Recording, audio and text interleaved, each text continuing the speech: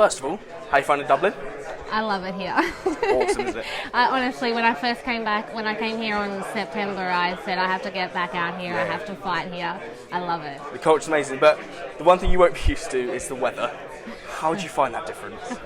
That's probably the only thing I've complained about is how bloody cold it is. It is. I want to go out and see everything because it's so pretty, but then I'm like, oh, the wind, it hurts my bones. Out there, exactly. But obviously, because recently you've been out in America as well, haven't you, for a while? So how's this travelling been? Are you feeling any tiredness from that at all? I travel a lot. I'm used to it. I've always moved out to San Diego for 6 to 8 weeks for fight camp, and then travel somewhere else to fight. I've been travelling since 2013 for my fights, so it feels normal. When I fight at home, that's weird to me. It's like there's none of that process doesn't happen, and I'm like, oh, is it fight week? It's a little harder to get into fight mode. So yeah, I'm good. I'm good when I'm travelling. Well, when you said, so you've been obviously fighting since 2013, and you fought under different organisations, but now you're with Bellator. What is it that's attracting you to Bellator? Look, I love it here. When I first signed, I didn't know what to expect. Just like when I signed with bare knuckle, it's like a new, fresh, exciting thing. But they've been awesome. They've treated me so well. I feel like I belong here. I can be myself. I can let my colourful personality come out. That's good. And my colourful language as well. So I don't get told to stop swearing. So it's good. I feel good here. Well, I've heard that from a lot of fighters. Pretty much every fighter I've spoken to from Bellator always say they treat you well. So did you ever find that was different with other organisations at all? Look, apart from Invicta, I loved Invicta. Bellator is definitely up there with Invicta, with my favourite people to fight for. The UFC was just a different feel, it's a big corporation. It's kind of like dog eat dog world there, so it didn't feel as personal, didn't feel as like they cared as much, I think. Such a shame, isn't it? But there's a lot of fighters, there's a lot of things happening in the works for them, so it is what it is. But, I think I'm here for a reason. I feel like I'm at home here, so everything worked out. So obviously in recent years as well, female mixed martial arts has gone through the roof. So, and you're a massive part of that as well. And how have you felt that process has gone, and where do you see it going in the future? It's pretty cool to see how far it's grown. I still remember the first Ronda and Liz Carmouche fight for the UFC, and I was like, holy shit, this is insane. And it's just grown even bigger and bigger, and there's so many solid girls in each division. Just the quality of skill as well, it has grown so much. You find a lot of fans are more excited about the women's fights because of how we fight, not because of how we look. Yeah. And that's just a big win for us, and it's just going to get bigger and better. And how's it changed your life? How's it changed my life? Yeah. Obviously it's been, I think MMA has been my saving grace. Definitely, I was a bit lost before I found it. And I feel like I belong in the sport, I belong in fighting, and it's definitely changed my life for the good, and it's given me a purpose. And yeah, I don't think I could ever imagine myself outside of the sport. Even when I'm not training after a fight, I go a little stir crazy not being able to hit something. So. No. It's good that obviously you found your place in it, and I think that's the amazing thing. Yeah. But we've also got a fellow mum on the card with Leah, and she's a great talking point for the event. So, firstly, being a mum, how's that, and how's that being in terms of fighting and with your kids looking up to you? How do you find that relationship, and is that driving you forward more and more? Absolutely. Look, it's a lot of sacrifices. I had to sacrifice leaving them for 8 weeks to get ready for this fight and fight. So there are a lot of sacrifices. It's hard, but it builds resilience, and it gives us something to fight for. And I'm going to go out there on Saturday night and show my kids what these sacrifices are for. Not everything comes easy, and this is why you have to sacrifice to get the reward at the end. So they're definitely my driving power. Yeah. And has there ever been a time where you felt that it's not worth that at all?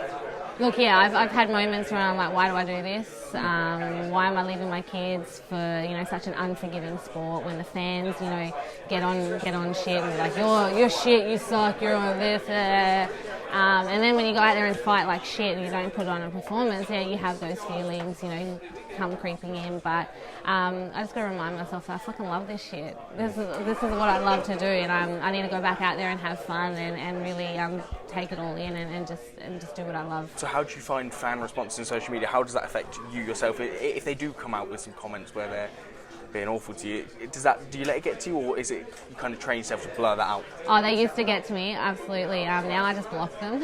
Yeah. And I realised, when I saw Paige Van Zandt and people hating her on social media, I'm like, she is like the most loveliest, like all-American blonde sweetheart. I'm like, and people are still finding a reason to hate this girl. I'm like, no wonder they hate me. If you be yourself, right? That's the best thing. I'm like, they're just gonna love to hate. People are gonna hate. There's all like, I can't expect everyone to love me. I don't love a lot of people. I hate a lot of people. Like, yeah, sure.